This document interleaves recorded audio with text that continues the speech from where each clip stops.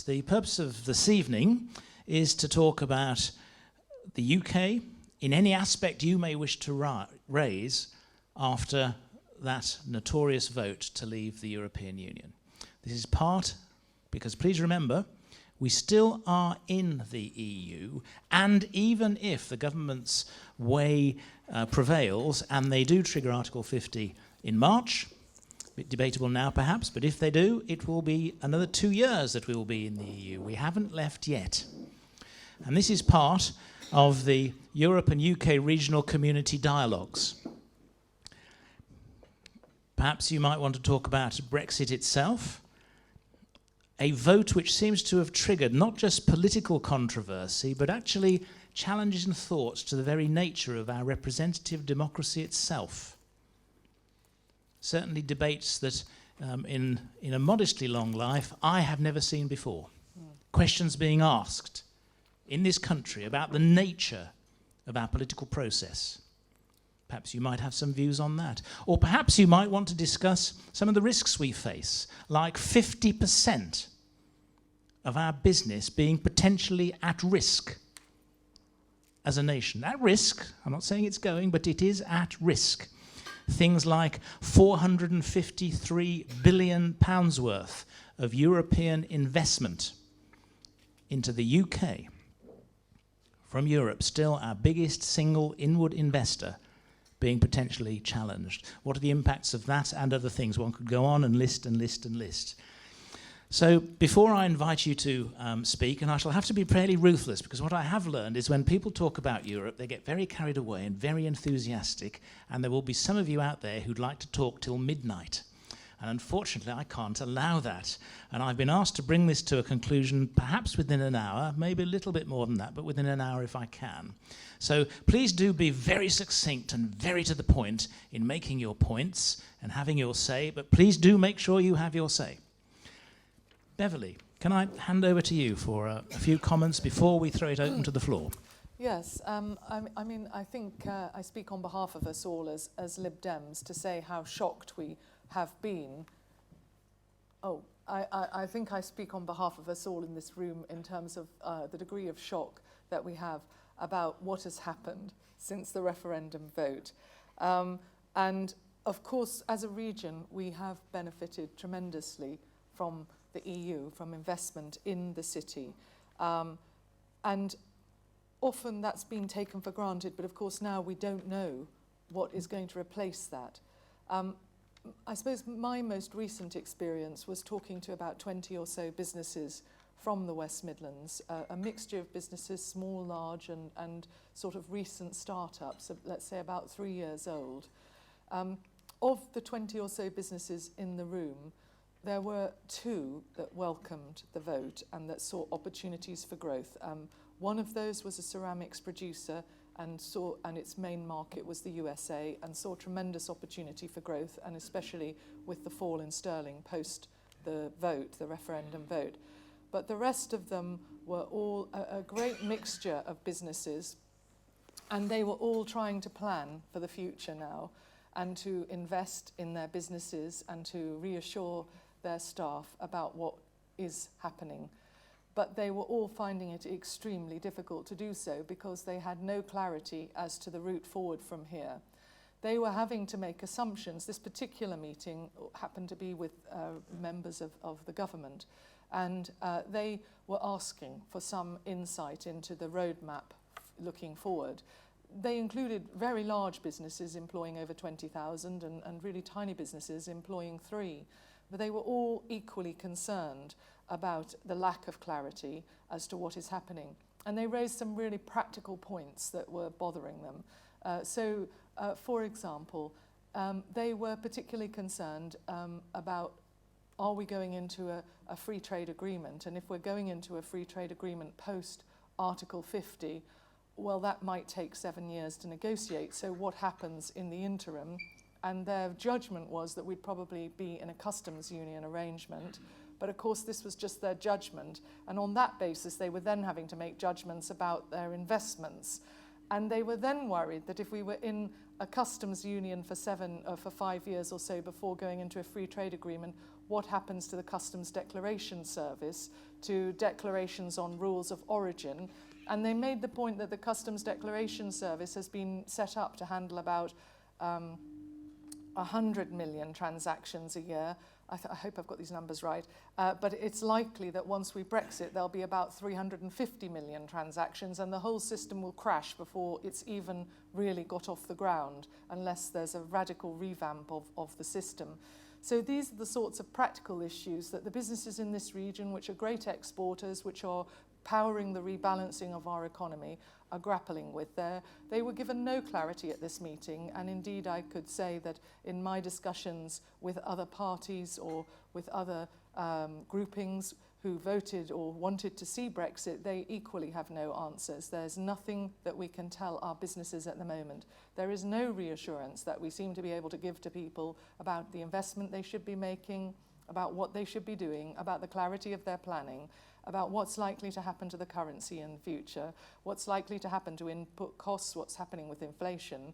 And in the midst of all of this uncertainty, they still have to do it all. So that's the feedback that I've been having, and I'd be tremendously interested to hear any other feedback from colleagues here today. Okay, Beverly, thank you very much for that. Beverly, as you probably know, is both an industrialist and an academic with a lot of interesting insights, and I'm sure you'll have more to say as the comments arise. So can I throw it open to everybody, please? Will you say your name and then make your point, and it may be a question, although we're not a panel here to answer questions, but really what we like is comments, views. Who'd like to be the first to speak? The lady at the front.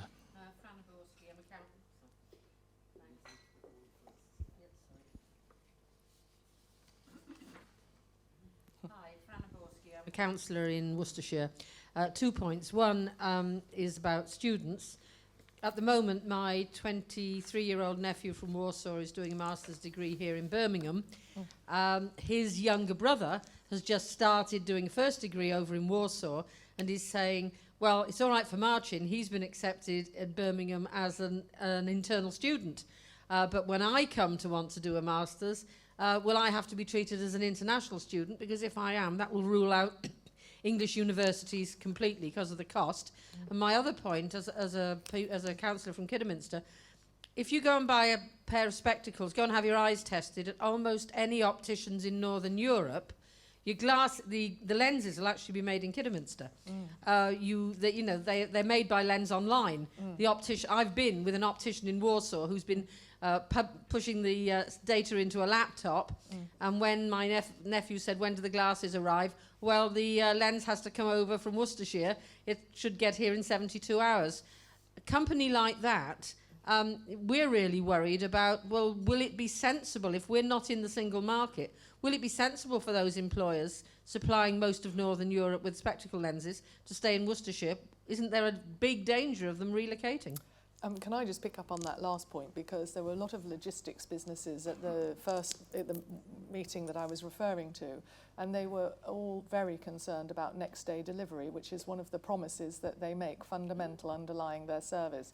And they were worried about what happens, especially in supply chains, automotive, where we're shipping parts all over Europe, and what would happen to the competitiveness of these industries, how would it work?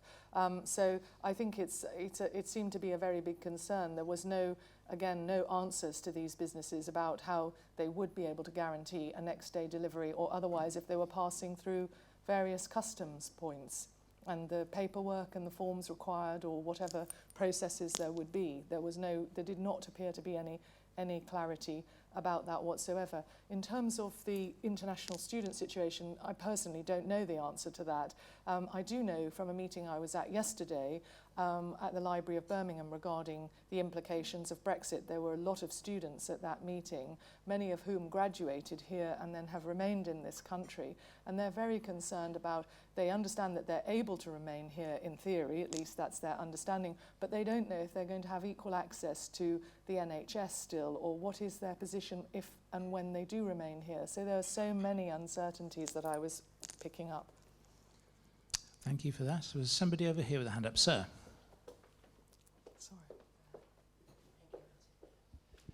Morgan Inwood. I'm a political scientist by background, and my point is about the effect of Brexit on other European states. Given that we have this far-right populism, nationalism parties like UKIP in this country, Donald Trump in America, Marine Le Pen of François National could get onto the second round of the French presidential elections next year, and she's basically her rhetoric's basically Brexit and Trump are fueling this wave, and this wave of the growth of far-right parties on the continent. It's been happening for years, but my concern is Brexit is accelerating this to the point where these parties are threatening liberal democracy itself. Thank you. Does anybody else have any comments on a similar vein or concerns about? Has a hand gone up at the back? I can just see you, sir. Hello, Rob Gilliam from Birmingham, not a councillor or anything like that. Yeah, I think it's been clear from the Brexit vote in the UK and the rise of parties like Alternative für Deutschland in Germany and the other far-right parties that one problem that I think the EU has to address is the nationality and nationalistic attitudes of a large proportion of European society. There is a feeling amongst some people, which we've seen expressed recently, that the EU was trying to create a nation of Europe above the nations that comprise Europe. Now, personally, I'm quite happy to be considered European before I'm considered British or English or I'm from Nottingham, but I live here. I don't think Nottingham and Birmingham's going to have a border yet, or a wall or a fence. But I think this is supposed to be a dialogue with the EU, and I think something that the EU really needs to address is how far down the road of a European national identity they want to go, and even how far it is achievable. Gentleman in the green pullover at the front.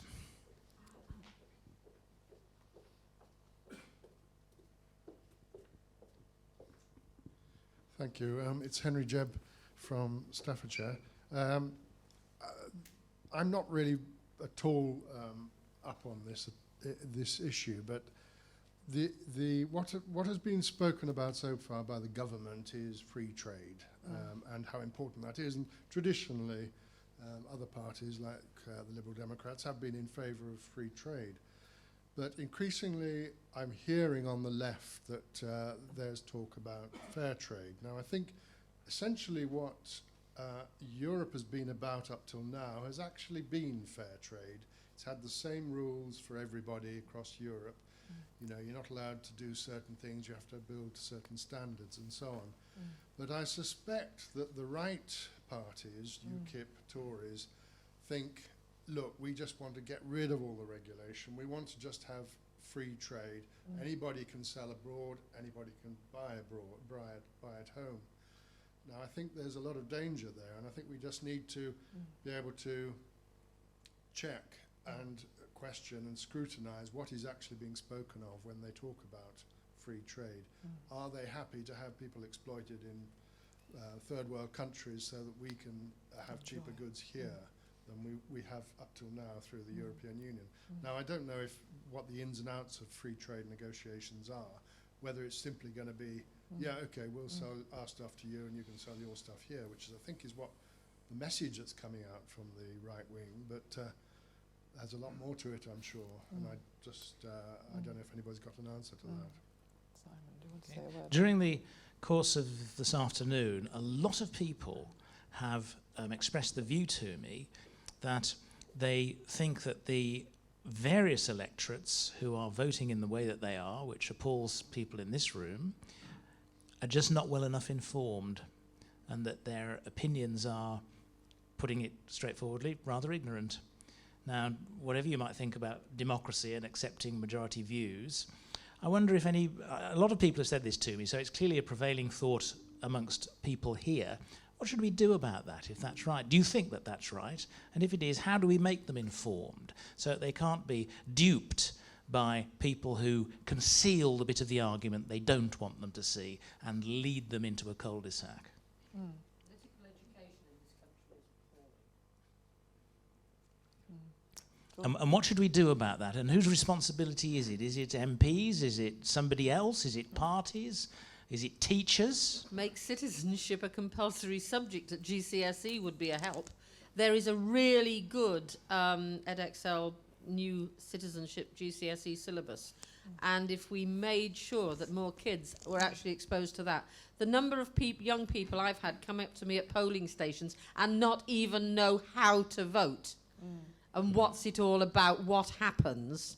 And then you had the nonsense on the day of the referendum of UKIP going around telling people to take biros into polling stations because they rub your vote out if you vote in pencil and alter it. And I mean, I actually had people saying that to me at polling stations.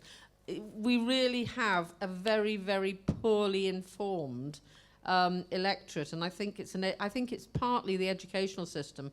If we did more on citizenship, we might get a lot further. There's quite a few now. Hands going up. Ollie. I think on the on the subject of populism, our natural reaction is to be aghast, to condemn, to wish to sort of, to coin a phrase, build a wall around us. And I understand all those reactions, and I share them. But I wonder if education and information is enough. The fact that this seems to be a consistent trend across the Western world suggests there's got to be something that has changed and that's going on that is driving this. And I wonder. I wonder if it's an interesting counterfactual. If the 2008 crash and and the economic stagnation that came from it, if that hadn't happened, would we still be where we are? So my own view is we need to perhaps learn from the populists in some ways and adapt our tactics so that we have snappy headlines and that we're willing to entice people. With attractive policies and really address some of the reasons why people feel left behind in terms of public services, pay, jobs and things like that. And I think that's what we need to do. Okay. Can we come over to Phil next, please? I know there's people at the back. Don't worry, I have seen you. You will have your say. Phil Benyon, former MEP. Yes, on this on this particular subject, this was something that I've just been to Liberal International's our executive meeting, which was in Marrakesh. It was tied up with COP22. And of course, it happened on the edge of the Trump victory. So what a lot of people were talking about was trying to operate politically in what they were calling the post-truth world. And I think this is, I agree with the last speaker, because I think that this is actually something that we can't control to a certain extent. People have so much choice and choice in the information that they actually receive that it's very, very easy for people to only use those information paths that reinforce their already held prejudices. So this is why we're seeing this this phenomenon to a certain extent. And yes, I agree that it's the 2008 crash that set a lot of it off, because we have now a lot of people who feel excluded. But it's very, very easy for the post-truth world politicians to develop strains of their own truth, which actually cannot be verified. But if nobody reads anything else, that's what they believe. So and they do it in a very catchy and very enticing way. So I think we do actually have to engage. This is the world, and this is the way the world is. And in many ways, it's rather like globalization. We are not in a situation where we can halt globalization, and we are not in a situation where we can retrack to a position where we had the BBC telling us the truth. So we actually have to adapt to it and work with it to a certain extent, and use our own messaging in the same sort of way. Lady at the back, and then I'll come forward after that. This gentleman here has been waiting for a while. So there's a gentleman over here. Can Just you pop with the your hand? Yep, glasses, we'll yeah. come up to you next, sir. And Kate. I think there was a multitude of reasons why the vote went how it did. a few elections ago, the buzzword was fairness. Everything had got to be fair. And I think a lot of the people feel that life hasn't been fair to them. The day after the result came out, I've got friends who live in southern Germany, Germans, and they were absolutely flabbergasted by the result, as was I.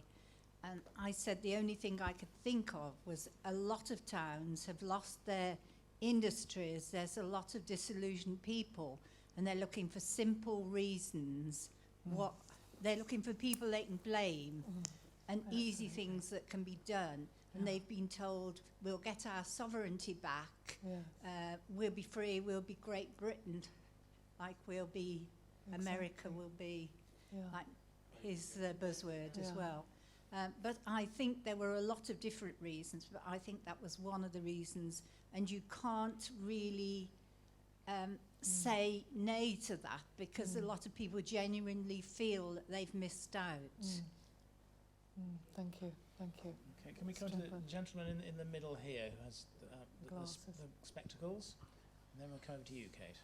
Yes, we said a little while ago that political education was sadly lacking, and I think we should add to that economic education and understanding. It seems that many people have a poor understanding of the way that businesses operate, the requirements of businesses, and we can't simply say that leaving the single market will damage business, because that means nothing to most of the electorate. If we can put it in terms of what it means in terms of their jobs, in terms of prices, in terms of the services that are provided by the taxes that businesses pay, then that's a much better way to get the argument over. Yeah, I think that's right. Can I just add a comment to that? Because one of the things that I feel that the, dare I say, neoliberal agenda has done is that it's sort of delegated, in a way, wealth creation to a very small number of people who then kind of, on the justification of being the wealth creators, can pay themselves quite extraordinary amounts of money. Often, actually, pension funds are pension funds that they're sort of playing around with. And then on the basis that they're sort of global citizens, they can sort of move anywhere, and then you can push salaries up again, along with bonuses. And I feel that the alternative agenda that maybe we might consider pushing more strongly is that, you know, we really are all wealth creators. We're all essential, that our contribution is recognised, whether we're teachers, health carers, whether we're engineers, whether we're, you know, farmers. That all adds up to something that enables wealth creation to happen at some point along that supply chain, if you can put it like that. And at that point, everybody's role is essential, and the wage distribution can be a very different sort of argument. So I feel that we have to really, I would really like to see us pushing that agenda, being fully engaged in the wealth creation agenda, but in a very distributed, from a very distributed perspective. And then I think everybody becomes a very valuable person in that equation. And the other thing I just wanted to comment was about the lady at the back, and your idea, the point you were making was that a lot of people had become very alienated because jobs had been lost. And I'd read a very interesting, or sort of read the summary, I have to admit, of a very interesting report recently by two Sheffield Hallam researchers, Beattie and Fothergill, and they'd looked over the last 30 years at the distribution of benefits, and they had found that in all of the areas in the Thatcher era that had lost steel, coal, and essential industries holding together those communities, that were very closely linked to benefit payments. And actually, if you looked at the total sum of benefit payments into those communities, it was half the budget deficit, 25 billion actually. And you had to then start to ask yourself the question of whether it might be possible to sometimes prop up industries because they are strategically essential to the well-being of communities. And that if you do not take that into consideration because you have a laissez-faire approach to economics, that you could actually end up paying an awful lot more over many generations. And my view is that the unfortunate thing in this country is that left-wing economics hasn't sorted things, and right-wing economics has unfortunately, perhaps in some ways, sorted them even less. And there's a sort of middle way, which is quite a balanced way, but it's not an easy sale. And I think that's where we have to rely on education, engagement, a dialogue that starts very early on in young people's lives, where they start to really understand how everything knits together and then their potential role as part of that. Okay, can we come to Okay, girl with the Dracula mask on? You don't mean those are your own teeth? Thank you, Chair. I'll get you later. My main point on this actually was misinformation. Yes. And what you were saying about getting an easy message across.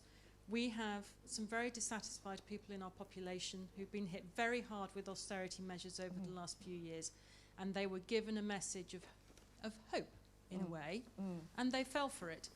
And Middle America has done exactly the same thing. Yeah. Now, we can't accuse them really of being poorly educated and everything else. We actually have a very good education system in this city, and we're doing very well. And our education results are beating several of the other core cities, academically, that is. If you look at what's happening on social media, and particularly, for instance, Remembrance Sunday, the kerfuffle on social media because Jeremy Corbyn was doing a dance on the way to the cenotaph. But he didn't at all. It was a cropped picture that was put up apparently by a reputable political commentator on Twitter. And some people who I thought had a brain actually put this on Facebook and said, look at this, this is a deplorable man. It is so easy, and the person who put that up is a particularly well-educated lady who I've known for a long, long time, and I was absolutely stunned that she didn't fact-check it before she put it up. And I think more often than not, social media is responsible for an awful lot of the issues we've got, and you're going to get the same issues in the German elections and in the French elections, because there's a huge amount of dissatisfaction.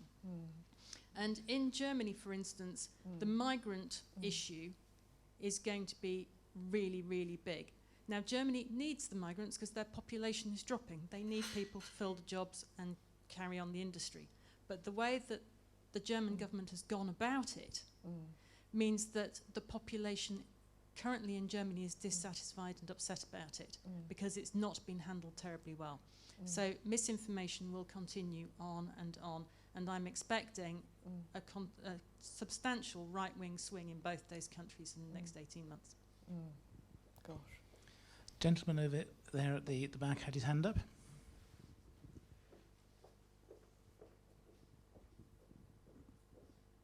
Thank you. Yeah, I'm going to go out on a limb here. I'm going to try and Go for it. I'm going to try and break the echo chamber because I'm going to disagree with almost everything that's been said before on this point. It's very easy for us to sit here. Most of us, I'm sure, voted to remain. Some of us campaigned to remain, and say, well, the vote to leave was the fault of the electorate. They didn't understand. They didn't understand the economics. They didn't understand the structures and mechanisms. They didn't understand the politics. No. The problem was us. We did not understand them. We did not understand what concerned them. We go, well, you can't say we give 350 million to the EU. That's wrong. That's a lie. But why aren't they believing? Why don't they believe us? Why do they believe the lie? They don't. They don't hear the lie. They hear the sentiment that we give a lot of money to the EU. We're not going to give 350 million to the NHS. They don't hear we're going to give all the money we give to the EU to the NHS. They hear the NHS needs money. We give more money to the EU than we get back in benefit, they believe. So if we leave the EU, the NHS will get more money. Not £350 million a week more, but we'll get more money. And the NHS means more to them than this idea of a European Union. And we failed to understand that in the Remain campaign. And when we stand here, or sit here, and say, we need to educate people more, give them more economic education, and educate them on their role and responsibilities as citizens, we're putting the blame on the wrong people. We need to look at what we fix ourselves first. Thank you, Rob. Somebody right at the back. Gentleman at the back. Yeah, I'm unsure. The people the journalists and the editors of the Express and the Sun and the Daily Mail have been telling people, leave Europe, Europe's bad. They're educated. Do they really think that Britain's going to be in a better state, losing all these trade ties and businesses going bankrupt all over the place? I mean, do they really believe it's going to be a better country, or why are they doing that? You know, they're educated and they've been printing it, and they're still saying, we've got to get out of Europe, don't backslide. Well, I can only offer an opinion. I don't know, I can offer an opinion. Yeah, I think they do actually genuinely believe it. I mean, I don't know, Simon, what your view is, but having sort of spent some time in the company of some of these people, I think they genuinely believe that we can do a better job ourselves, that we are a great trading nation, that we have great products, that we've done it all before, and that actually after a few perhaps turbulent years, we will be in a much better position on our own, trading globally with the world. I certainly think it's been a huge mistake, and who's responsible for this, I'm really not sure. Year after year after year, we've heard nothing but criticism of the EU. The MEPs were all squandering our money.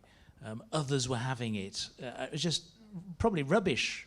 But nobody's ever had, when have you ever heard, I was thinking the other day, have I ever heard any positive news where a senior British politician, who a lot of people trusted, said the EU, yeah, Ken Clarke, but actually said in a way that people listened to, the EU is actually very good for us, this is what it's done, this is what we get out of it. It's all been the other way. And the voices like Ken Clarke that would have liked to have said that were always voted down in his own party, controlled. So is there any surprise, after years and years of marketing like that, that the vote goes that way? I'm not surprised about it at all. That's how marketing works. Tell them that story. How do you reverse it in a single referendum? Sir.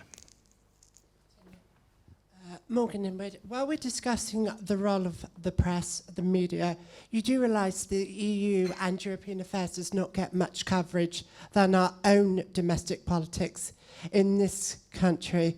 So could that be a factor of why there is this disconnect between the EU and its citizens, which has been going on since the Maastricht Treaty, when that was ratified about 23 years ago? Gentleman in the white shirt. Hi, I'm Andy Cliff. One of the things I'd like to point out is a lot of the headlines that were about the EU were against the establishment. As we all know, the blue-collar crime gets dealt with quite swiftly, yet white-collar crime doesn't. Could this have been perhaps an attack to try and claim back and try and punish those that they see as that have been taken advantage of? For example, the banking industry that was bailed out. We had recently Philip Green, who has obviously had a lot of money, yet left 11,000 people without a pension and bust these jobs. Would it perhaps be more as they hurt us, so we're going to hurt them? And perhaps we should look at seriously dealing with the white-collar crime rather than just brushing it under the carpet. Very good. Can we come to Phil, who had his hand up again, please? I'll defer, but I could defer if there's another hand up. But yes, I just wanted to. I agree with you largely, because I mean, basically what I was saying before. I think we've got to sharpen the messages, and we failed. We did fail completely to touch base with the people that were. It was quite obvious to me that it was going to go the way that it did. In fact, if it hadn't been for the tragic murder of Joe Cox, it would have been, I think, it would have been 60-40 or close to that for Leave. And we could feel it on the streets, but we won. I did about 25 debates, and we won nearly all of them against MPs and MEPs, one against one, in front of audiences, in village halls. Those debates where we actually had a live debate, we were winning.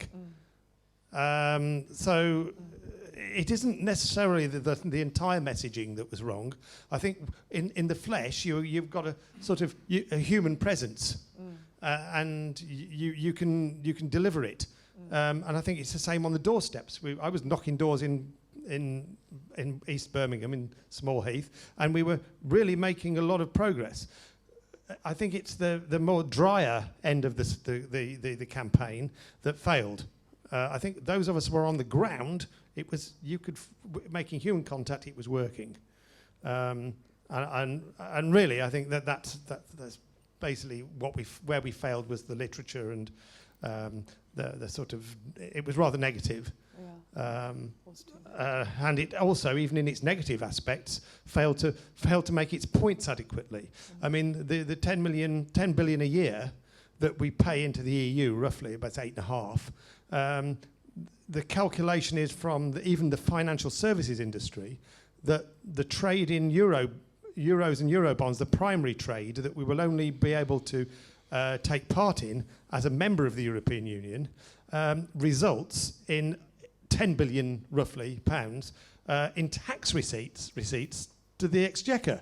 So simply even by leaving the European Union, just one trade alone completely wipes out our subscription. Now, we were failing to make these points entirely. So everybody was still believing there was going to be a bonanza to come back to pay for the NHS, even if it wasn't all of it. They did not see that it was actually going to create an issue that the Treasury and whoever's the Chancellor of the Exchequer was actually going to have to make more cuts as a result of Brexit, whatever happens. Now, going forward, we've got to try and make whatever happens work, I think. Thank you. I think Ollie wanted to say.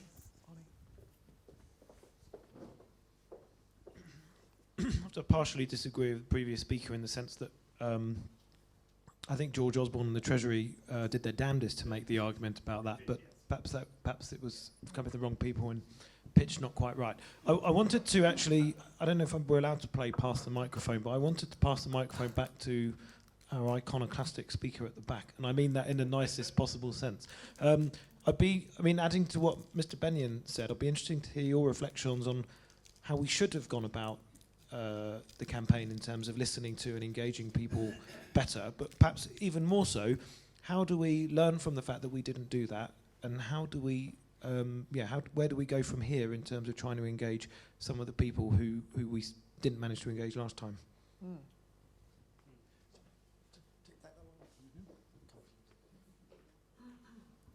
I'll accept the challenge, but only partially. How should we have gone about it? I can't say. At the time, I thought we were doing fine. I was out on the street, out on New Street for about 11, 12 hours on June the 23rd, and then on the phones for another hour and a half. I thought we were making the good arguments, but it clearly wasn't enough. It wasn't enough in Birmingham, and it wasn't enough in the country. How do we go forward? Again, I can't provide you with a recipe for success, but what we do need to do is alter our mindset that Brexit was the Leavers' fault. It was the fault. I'm happy to blame certainly one of the co-chairs of Vote Leave. In fact, I'm happy to blame everyone in Vote Leave. I'm definitely happy to blame certain people in Grassroots Out. But blaming the people who voted to leave is not going to help us. Telling people that we started the conversation with the word ignorant. Telling people they're ignorant is not the way to win them onto your side. We can work on educating them, but at the end of the day, we also need to accept that they don't think about these things the way that we do. We're here because we're interested in the politics. We think about politics differently to the ordinary man in the street. We need to start to understand how the housewife, the ordinary student, the factory worker, the guy who can't find a job because his business, the factory he used to work in, has closed down and moved to the Czech Republic. We need to start understanding how they think about Europe and not how we think about Europe, because that dying industry has moved to somewhere where it can still exist for a while, and we're going to build a new industry. The comparative advantage works for the people who are in the industries that you choose to focus on. The people who are stuck in the industries that you choose to let go to other countries are the people who then vote against the arguments you're making. Martin, I think you wanted to say something yourself. Can we bring you in, please? Can you get me on camera? I just wanted to raise a mathematical point, don't all go to sleep. Chris Tarrant, famous citizen of this very city, and you know him from Tiswas, of course, those of you who are older, and from Who Wants to Be a Millionaire, those of you who are of now, understood something which I believe that David Cameron and the people who proposed the referendum did not understand. And that is that if you ask a group of people a question to which they really don't know the answer, based on a very large number of factors which they have no way of knowing what they are, and then you bombard them with conflicting experts, the result will come down to essentially on 4 options, a quarter each, and on 2 options, half each, plus minus 2% for error. Now, if you're playing Who Wants to Be a Millionaire, and you ask the audience, always pick the one that's the highest, because usually there's 4 or 5% of people in that audience who know the answer. And that just lifts the correct answer to 28%, and the others drop down to kind of 22 or something. With this referendum, we put a question to the British people which they had no ability to answer. And friends of mine who are very intelligent people, engineers, who are very diligent citizens, listened to the arguments and they said, well, this man is saying this, and this man is saying that. How can we possibly know which is true? It must be somewhere in the middle. And somewhere in the middle comes down to 50% plus or minus 2% margin of error. If that surprises you, then look at Hamburg's vote about the Olympic Games. And now many cities have been campaigning to get the Olympic Games, and Hamburg got itself on the list, and they put a referendum to the people of Hamburg, and they voted against the Olympic Games by, I think it was 51.5% to 48.5%. Look at Colombia. After 20 years of atrocious violence, it was put to the people of Colombia. It was more than 20 years. 70 years. I'm sorry.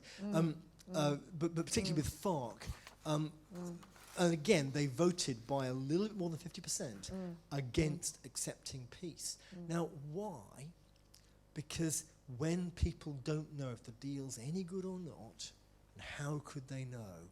It comes down to a 50-50 split, plus or minus 2%. And ultimately, for all you game theorists there, we shouldn't have played this game. Our big problem was we had a referendum on a subject which people, no matter how hard they worked, 99% of the people in this country did not know the answer. Absolutely not. They had a 75%. David, at the back. Sorry. David Murray from Wolverhampton. I think the problem started before the European elections in 2014, that we gave the impression that we thought of the European Union was a good thing, that the status quo was going to be maintained, and that we didn't emphasise the fact that we needed to actually do reform or promote reform and spell out to the people of this country what areas we felt needed to be changed, like the common agricultural policy and things of that kind. And so people gave the impression that, you know, we could blame Europe for everything. And Cameron, of course, went off to negotiate good terms before the referendum and failed, or was assumed to be failed dismally. And since then, we need to actually know whether Brexit has actually emphasised the need for the European Union to reform itself before Marine Le Pen becomes the President of France and various other disasters happen. Very good point. Could I ask a question, actually? I was just interested in, I mean, I actually very much agree with Martin, because I did speak in a couple of debates. I didn't do 25 Phil.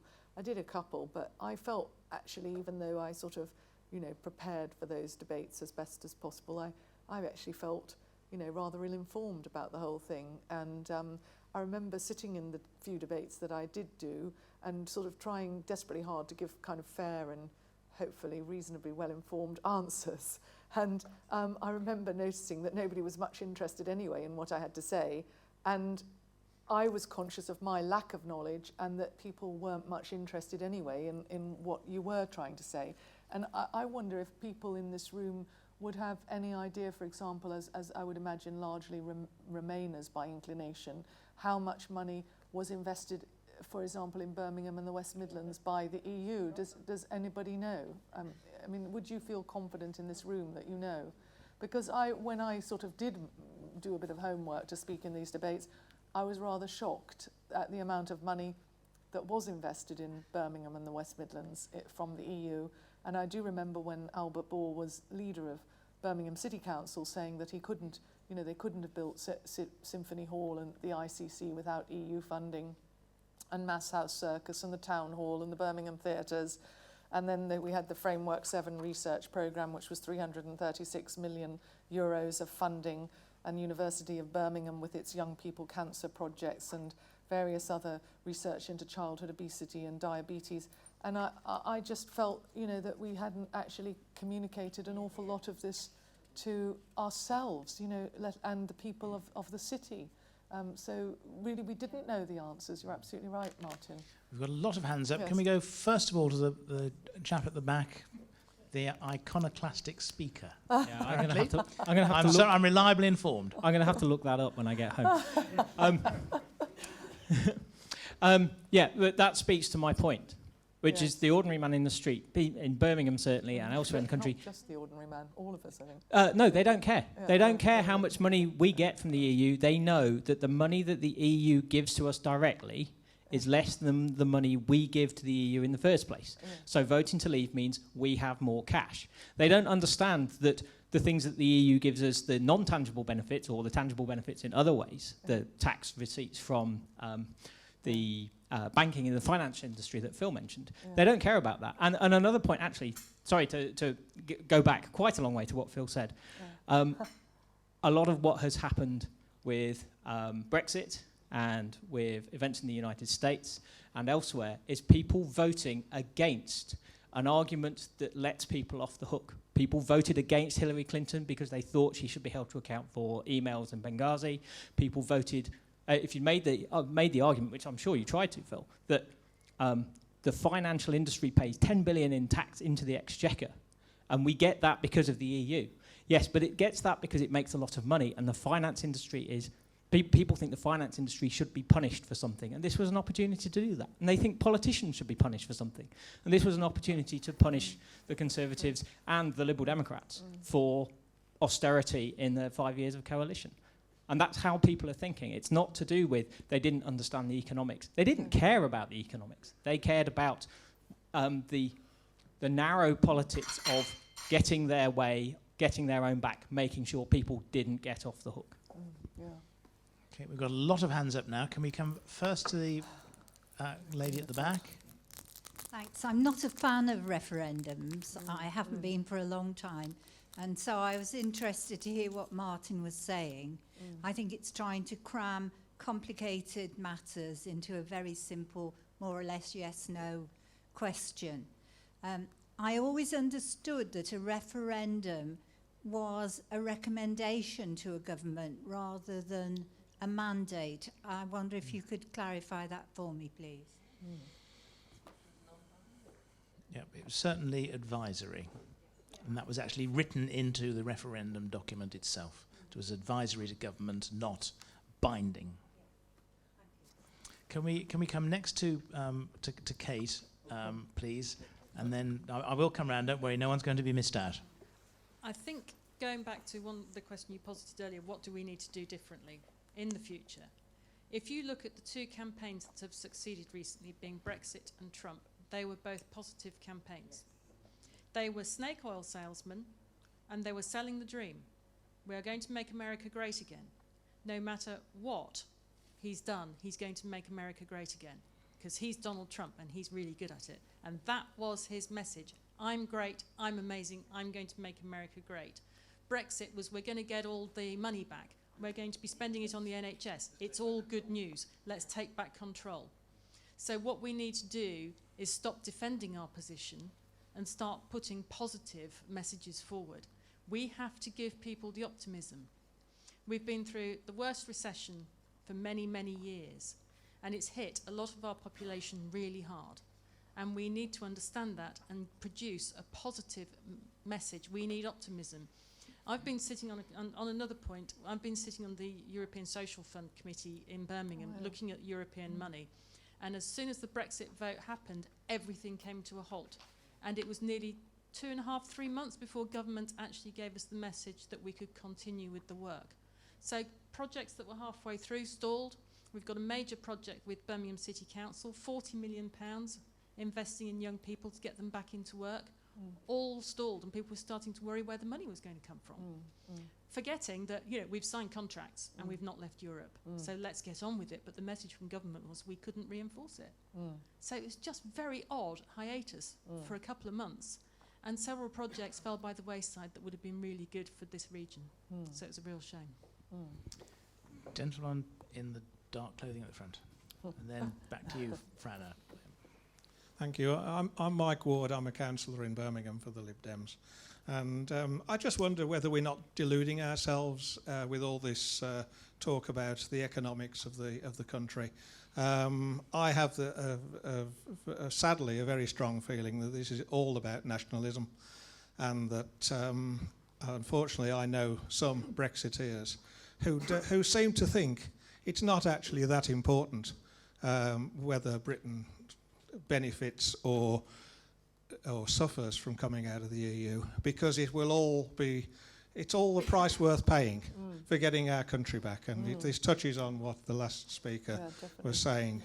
This is the nerve that Trump has hit in America. And I just wonder whether what we actually need to be doing is tackling nationalism head on and actually creating, once again, the idea that cooperation between countries and possibly even a proper European Union is actually a good thing and not something that to apologise for and say, well, actually, that's not what we want. We want Britain to have more power, but Europe's basically okay, but it needs a bit of adjusting. Maybe we should be more passionate about a European community and actually for moving towards that situation where we are. More one country than 27, 28, is it? I think it's 28. Yeah, it will be 27 if we ever leave. I hope we don't. I worry about the civil unrest if we don't leave.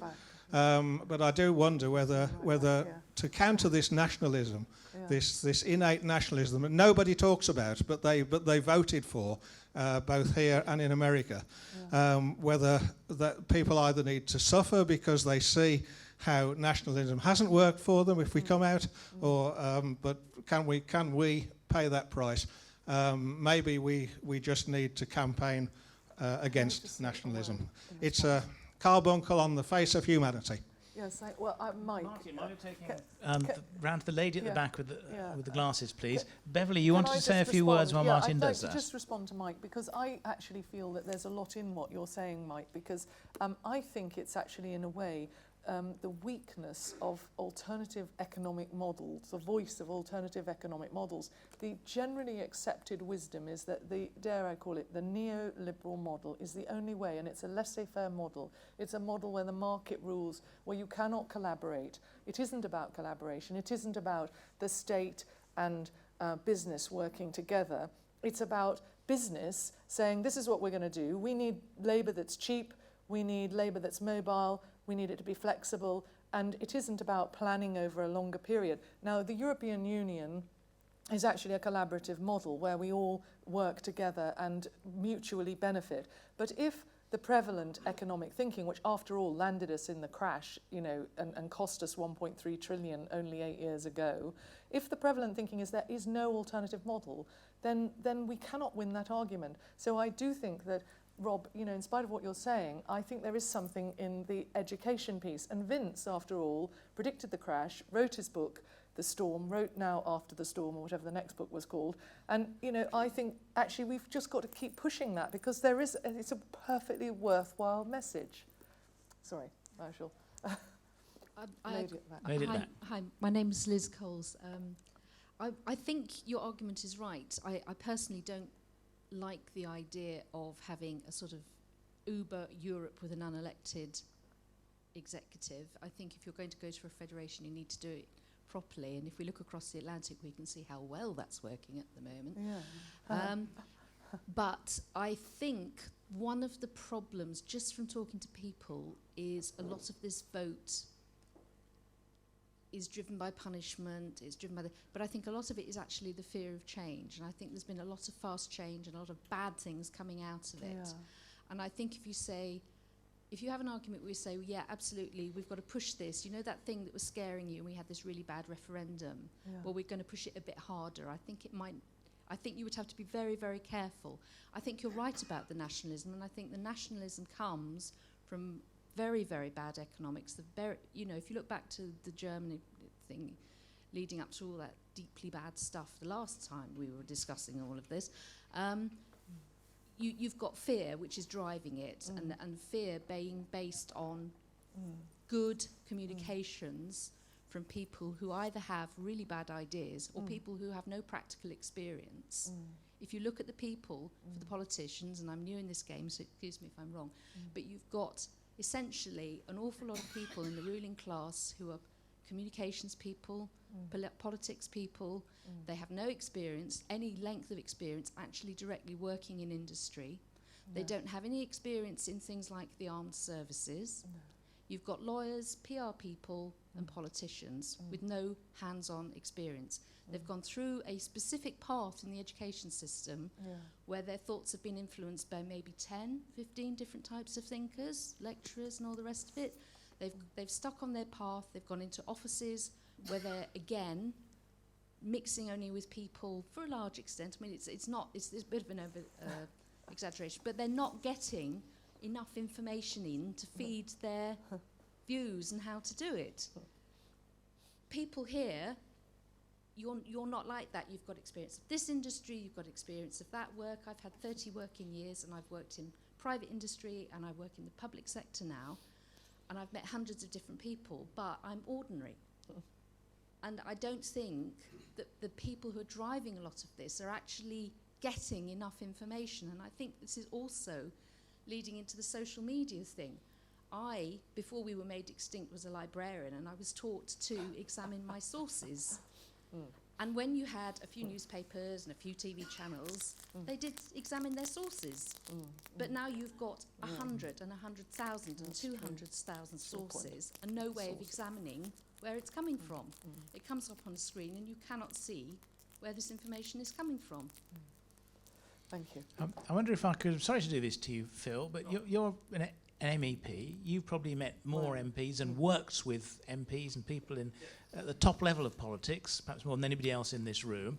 Do you recognise what this lady has said? Do you recognise people who are in an ivory tower and know nothing of the world? Is it like that? Yeah. Oh, yes, to a certain extent.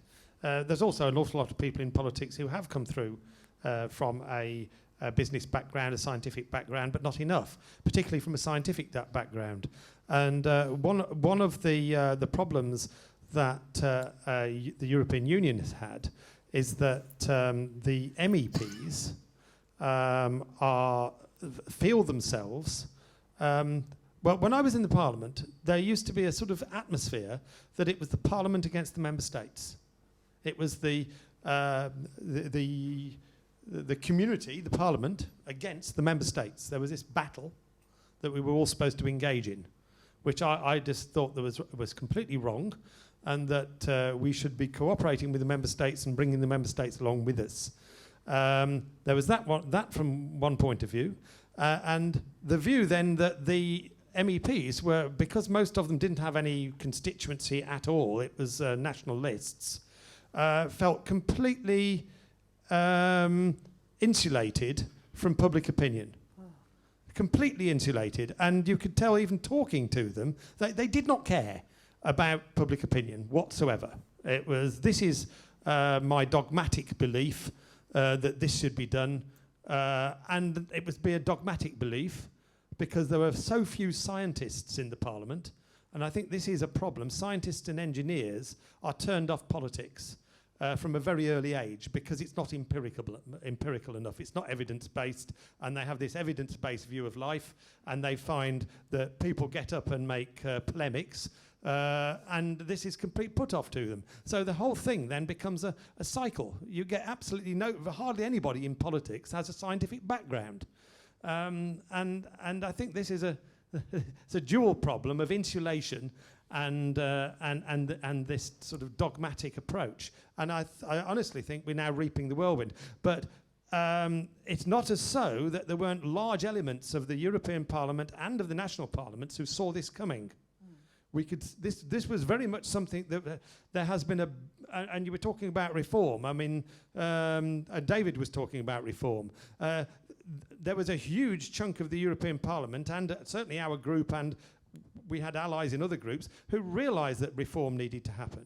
And also that engagement needed to happen. And engagement can only really happen from a European level through the member states. Because you need a sort of pyramidal route. It's very, very remote.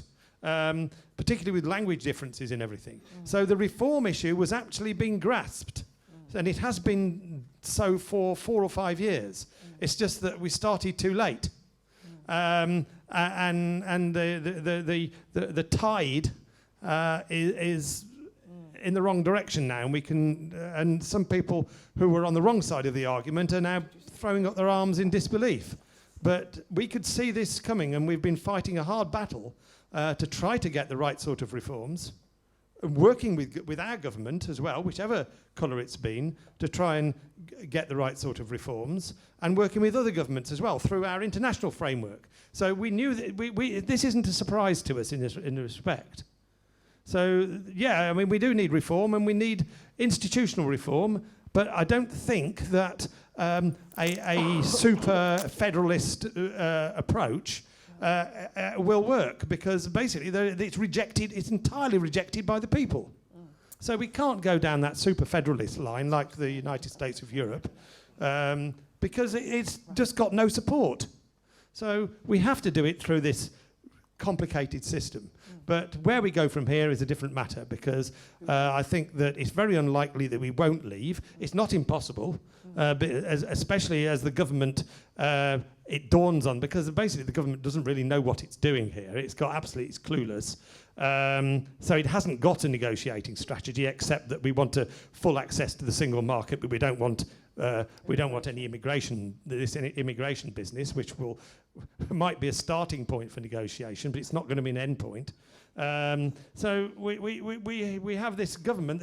The difficulties are dawning on it one by one. You can see it moving from, oh, we can do it this way. Oh no, we can't. We didn't realise that. I mean, it's like Redwood coming out and saying, well, you know, we can just have free trade. If we don't charge anybody any tariffs, they won't charge us any tariffs. I mean, these are senior MPs who have been around for a long time, have got absolutely no idea how the World Trade Organization works, and that World Trade Organization has rules. If anybody stops charging us tariffs, and they're a World Trade Organization member, they have to stop charging everybody else in the World Trade Organization tariffs as well, unless it's through a WTO-endorsed trade agreement. So they're not going to do that. So again, it's not just the people who have been the receivers of all this campaigning from the Leave campaign that have been in a state of bewilderment and ignorance. It's basically a lot of the campaigners themselves are in a position of ignorance, certainly, but not bewilderment. So it's not surprisingly where we are. Now, where we go forward, my view is we'll probably end up with this interim thing that I think Simon was talking about, where we end up paying into the European budget for 5 or 6 years while a Canada-style trade agreement is negotiated. Yeah. And we stay as a sort of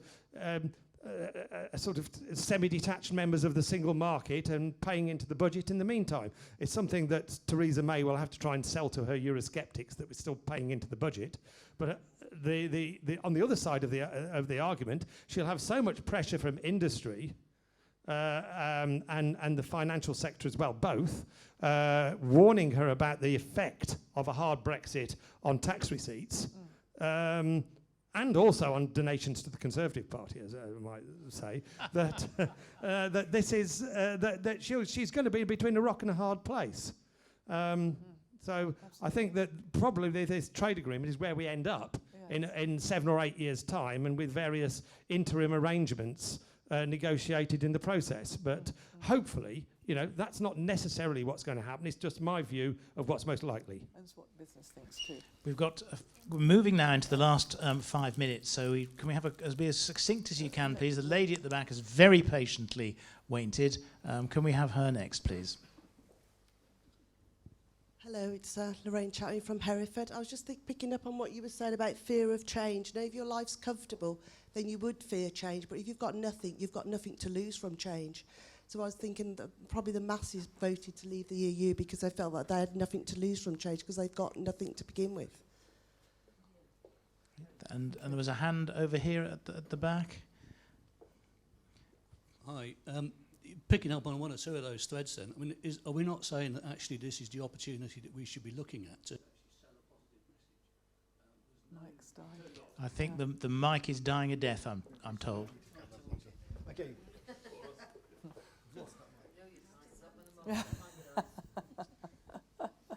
You're quite right. I mean, the Tory party is going to self-destruct over this issue because if they were in arguments about it before, there's certainly going to be arguments about it now. They're never going to reach a consensus on what Brexit means. The Labour Party has just gone into self-destruct. There has to be a way for the common sense middle ground to actually put forward a positive view of what post-Brexit can be. And there's an opportunity, a once-in-a-lifetime opportunity for some seats to be gained. I think, coalition politics in this country is the natural balance of things. And if people put their minds to it, they would realise that. Actually, the coalition worked pretty well. It reined in the excesses of the Tories, and it put a bit of polish on what would have been a Labour proposition. So there's the opportunity for Lib Dems to actually go out there and sell a positive message. I think we've got to kiss goodbye to not leaving Europe, but we've got to put forward the best case of what we actually want as a positive Brexit condition for the UK. Okay. Thank you very much. Thank you. Fran, Fran, started things. You had the first question, you're now going to get the last. I think. Right, just 2 points. I was the co-lead of the Remain campaign in Wyre Forest, and frankly, our literature was rubbish. We couldn't even get the information about how many jobs in Worcestershire and how many jobs in Wyre Forest depended on trade with the EU, so we were completely stymied. And the other point, I was talking to Richard Kemp in Liverpool a couple of weeks ago. Isn't it interesting that the city where the Sun newspaper has not been sold for 20 years voted to remain because the people they reckon who would have bought the Sun all in Liverpool tend to buy the Mirror, which of course was a Remain campaign newspaper. Don't underestimate the poison that was put down in the last 20-odd years against the EU by the Mail, the Express and the Sun. That's where most of the blame lies. How do you counteract them? I completely agree with you, Fran. I mean, I think that we have to fight every step of the way. We cannot let them get away with all of those, dare one says, sort of prejudiced perspective on the truth. And I do think there is a big fight back there still. Mohammed, you did want to say just something? I'm Mohammed from Peribah Ward. I'm a representative for the West Midlands region. I want to say is how immigration should be looked at very tough. As you may hear or not, the passport issue that Brexit might change into blue colour. But we have to pay more like ethnic minorities like Pakistani community, Bangladeshi and Indian. When we travel a lot and we have to pay on top more. And we need to look at this and tackle these issues. And the baggage tag system is changing by why we have to pay for the tag system separate and it might go digital and we need to look at these and tackle these issues. But we need to get this Brexit issue out of our heads and campaign and get back into Europe, and we need to have protests and like march and that trust. And we need as a party to put forward some kind of EU regulations from our party to be set to get back in if we need anything doing. Thank you. That's what I want to say. Thank you very much. Thank you, Mohammed. Beverly, do you want to say a few closing remarks? No, No? thank Are you. we No. all done? No. Okay, well, thank you very much for the comments that people have made. I was thinking to myself when Phil said that we needed more scientists, I was trying to think of an MP who was a scientist, and the only one I could think of was that very famous chemist, Margaret Thatcher. I'm delighted you held her in such high esteem because of her qualifications, Phil. Thank you all very much for taking part. This will all be appearing on YouTube, I believe. So hopefully it will inform the debate way above and beyond ourselves in this room. And let's keep the dialogue going and move forward as positively as we can. Thank you all very much for playing your part. Thank you. Thank you very much.